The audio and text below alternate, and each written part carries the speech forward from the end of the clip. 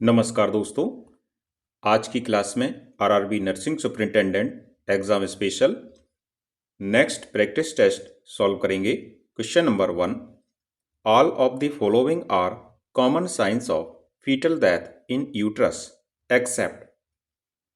गर्भाशय में भ्रूण की मृत्यु से संबंधित निम्नलिखित में से किसे छोड़कर शेष सभी सामान्य लक्षण हैं?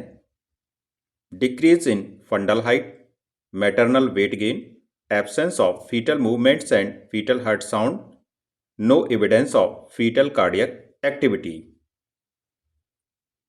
Correct answer is option B, maternal weight gain.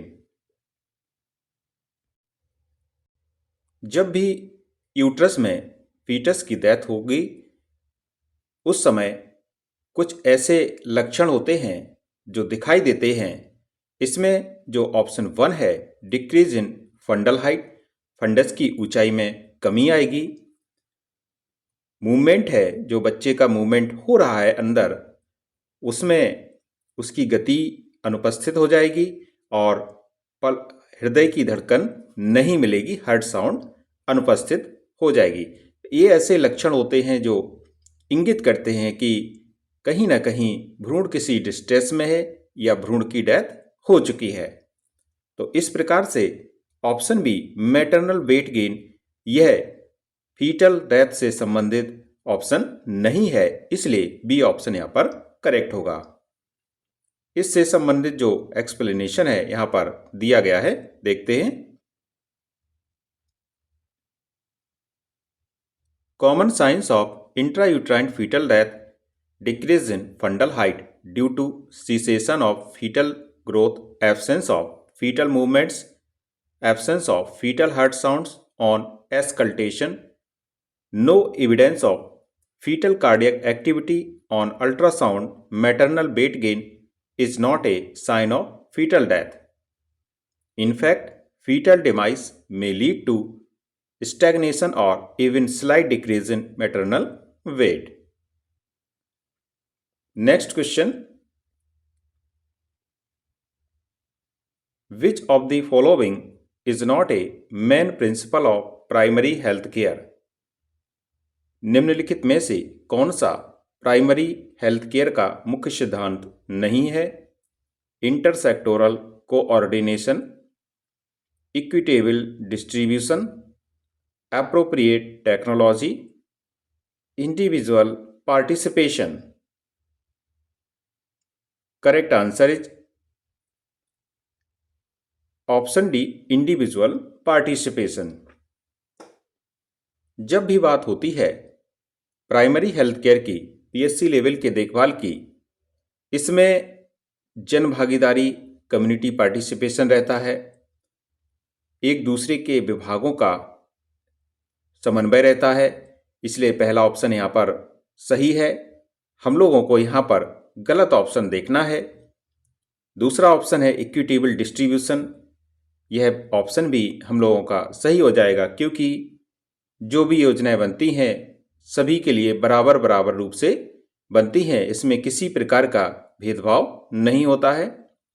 और तीसरा ऑप्शन है यहाँ पर एप्रोप्रिएट टेक्नोलॉजी, यह विकल्प भी सही है, क्योंकि टेक्नोलॉजी का अच्छी तरह उपयोग करना यह प्राथमिक स्वास्थ्य देखभाल का सिद्धांत आता है।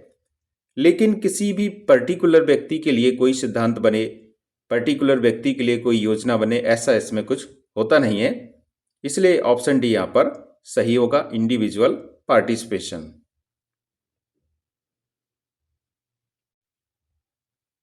The main principle of primary health care are equitable distribution, community participation, intersectoral coordination and appropriate technology. Individual participation is not listed as a principle because the correct concept is community participation, not individual participation. Next question.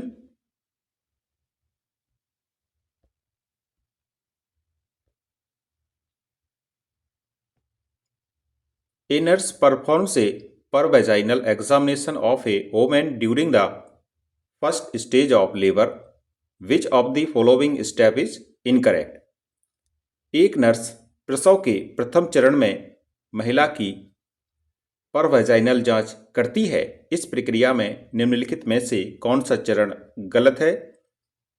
Gently inserting 2 fingers of the right hand into the vaginal opening, performing vaginal examination very gently after wearing sterile gloves, cleaning first the labia majora, then labia minora, and finally the vaginal opening using separate swabs, positioning the woman in supine position with knees flexed and legs widely apart। जब भी परवैजाइनल examination होता है, इसमें कुछ point देखे जाते हैं। इसमें जो ऑप्शन दिया गया है, इनकरेक्ट ऑप्शन हम लोगों को बताना है। करेक्ट ऑप्शन सबसे पहले पहला ऑप्शन पर देखते हैं, gently inserting 2 fingers of the right hand into the vaginal opening. First stage of labour में यह बिल्कुल सही बात है कि जो दाहिने हाथ की 2 अंगुलियां हैं धीरे धीरे वेजाइना में इंसर्ट की जाती हैं, वेजाइनल ओपनिंग में इंसर्ट की जाती हैं, इसलिए पहला ऑप्शन यहाँ पर सही हो जाएगा। बट हम लोगों को यहाँ पर करेक्ट ऑप्शन नहीं बताना है, इनकरेक्ट ऑप्शन यहाँ पर हम लोगों को बताना है। सेकंड ऑप्शन की ओर चलेंगे, performing vaginal examination very gently after wearing sterile gloves. ये बात भी बिल्कुल सही है। थर्ड ऑप्शन पे चलेंगे, cleaning first the labia majora, then labia minora, and finally the vaginal opening in using separate swabs. यह भी ऑप्शन करेक्ट होगा। Positioning the women in supine position with knees flexed and legs widely apart. यह first stage of labour में ऐसा नहीं किया जाता है, इसलिए यहाँ पर ऑप्शन डी गलत है और इस प्रकार से आंसर भी ऑप्शन डी सही हो जाएगा।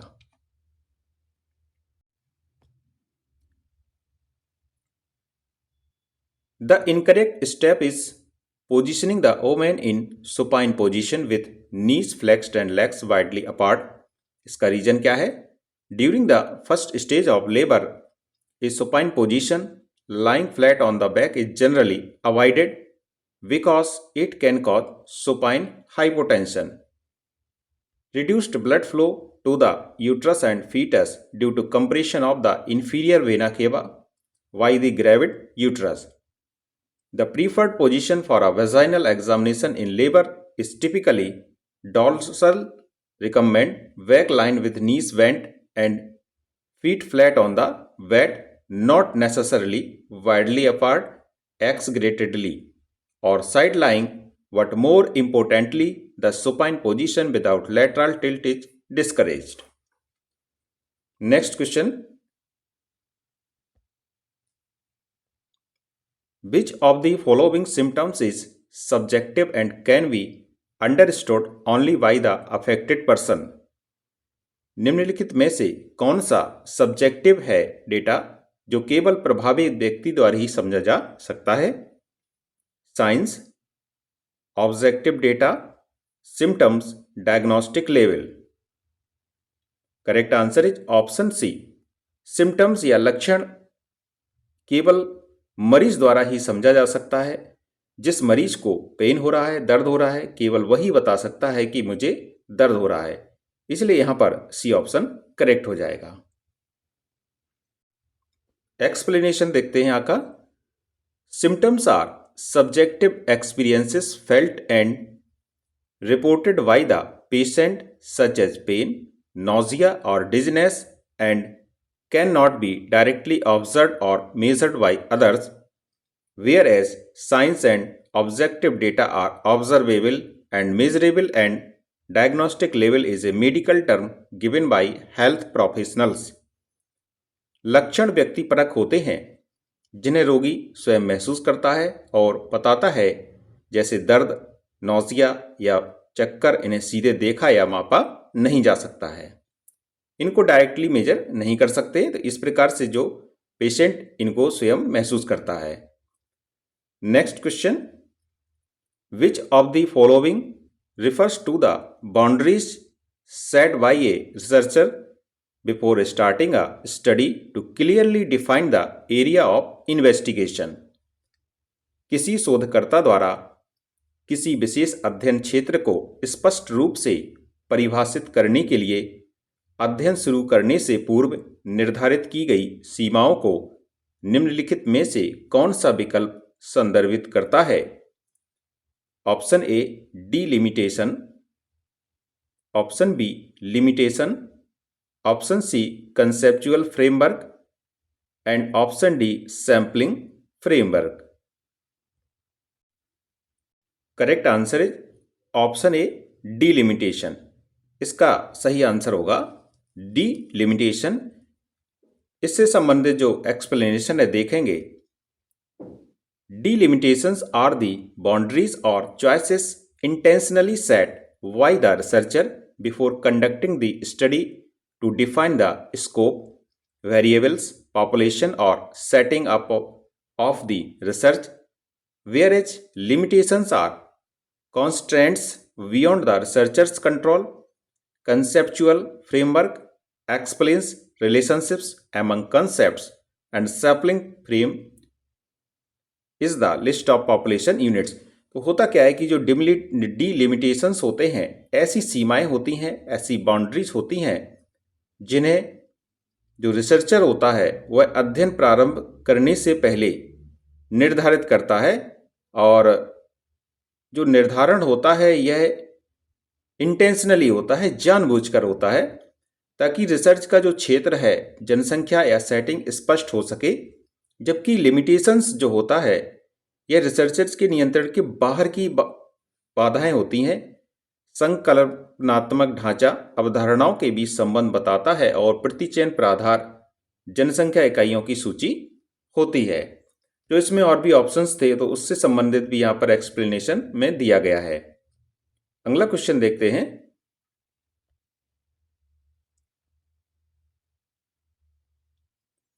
What is the ability to feel with the patient while maintaining the capacity to critically analyze the situation called? स्थिति का समीक्षात्मक विश्लेषण करने की क्षमता को बनाए रखते हुए रोगी के साथ महसूस करने की क्षमता को क्या कहा जाता है? Warmth, empathy, rapport, genuineness. Correct answer है option B empathy. Empathy is the ability to understand and share the feelings of the patient while maintaining objectivity and the capacity to critically analyze the situation. देखिए होता क्या है, दो शब्द होते हैं, empathy और सिंपैथी। जब भी कोई इस प्रकार से पेशेंट और मेडिकल प्रोफेशनल में बात हो तो एम्पैथेटिक होना सबसे अच्छी बात होती है। उसकी भावनाओं को समझो, लेकिन उसकी भावना में आपको बहना नहीं है। यदि आप उसकी भावना में बहने लगे, उसके दुख में दुखी होने लगे, तो इसको यह जो समस्या जाएगी फिर सिंपैथेटिक की तरफ जाएगी। जबकि आपको एम्पैथेटिक होना है। तो यहाँ पर दो बातें होती हैं, सहानुभूति और तदनुभूति। तो यहाँ पर जो एम्पैथी है वह अपनाई जाती है इस प्रकार के सिचुएशंस में।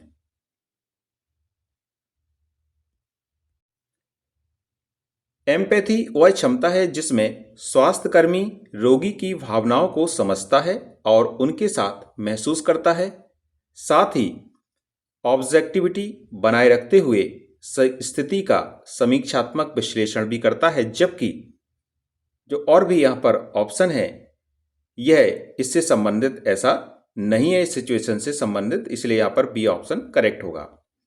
अगला क्वेश्चन देखेंगे। Which of the following is not a stage in Tuckman's 4-stage model of group development?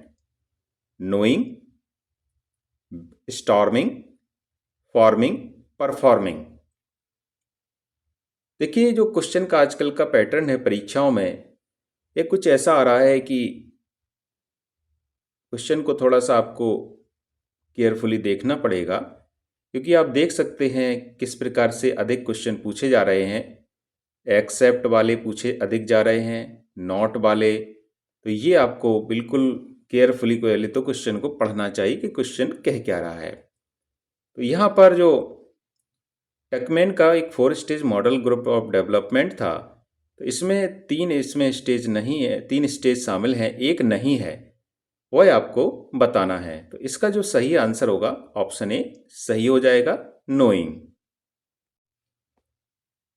टकमैन्स 4 stage model of group development includes forming, storming, norming and performing.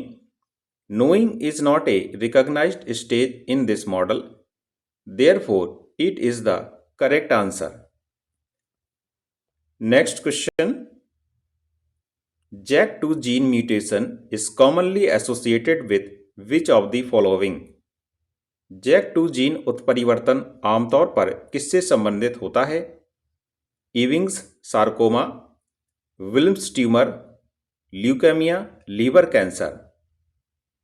Correct answer is option C, leukaemia.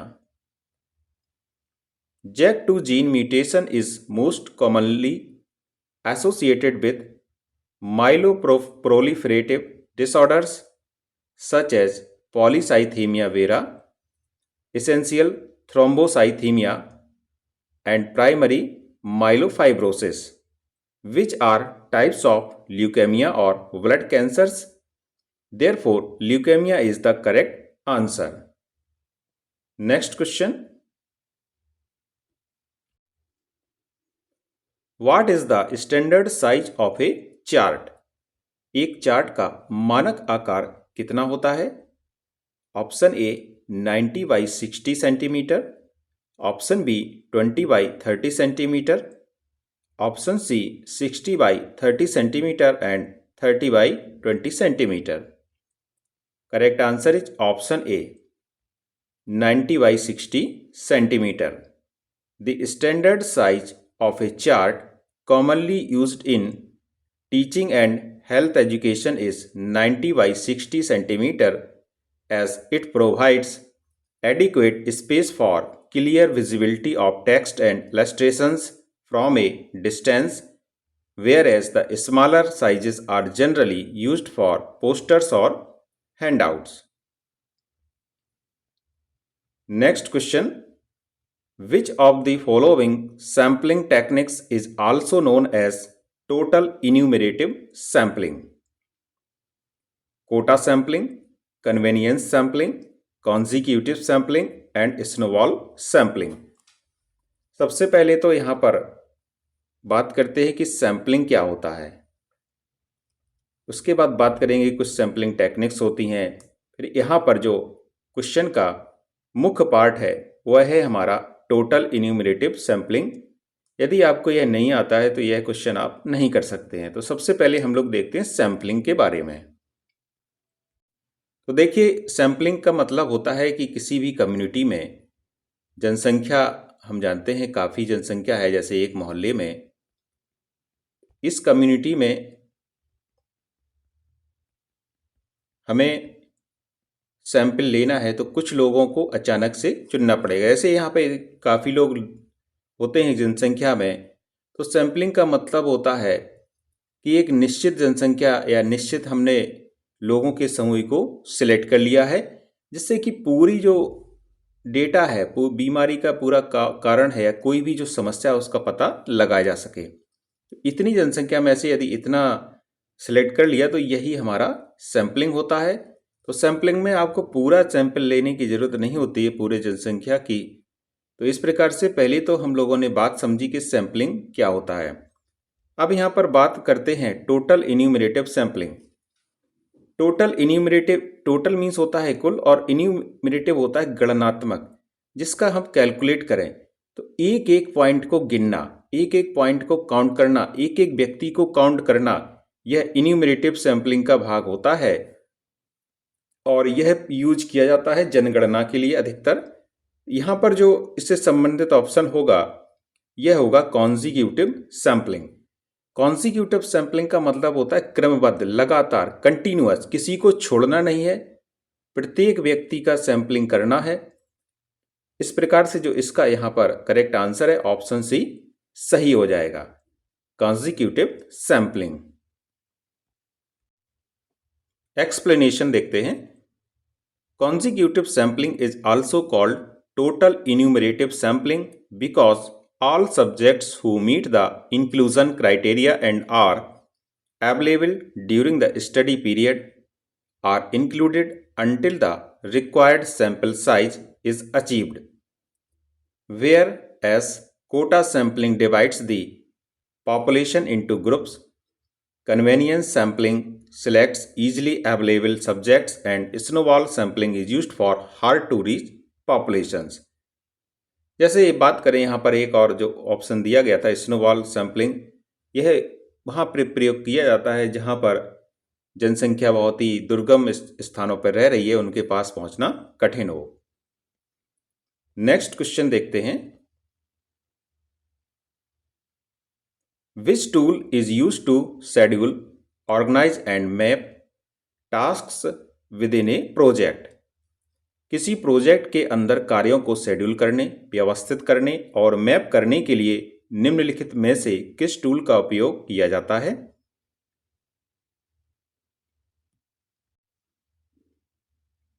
Option A SBAR chart, option B SWOT chart, Delphi chart and PERT chart. Correct answer is option D PERT chart. यह एक ऐसा chart होता है जिसमें किसी project के अंदर जो भी कार्य हैं उनको शेड्यूल किया जाता है, उनको मैनेज किया जाता है और मैप करने के लिए प्रयोग किया जाता है। अब इसका जो एक्सप्लेनेशन है यहाँ पर दिया गया है। सबसे पहले तो बात करते हैं PERT के फुल फॉर्म की, programme evaluation and review technique.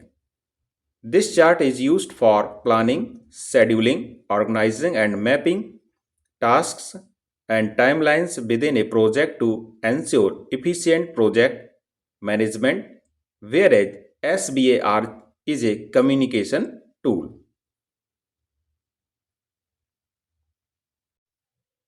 इस प्रकार से आज का प्रैक्टिस टेस्ट यहीं पर समाप्त होता है। धन्यवाद।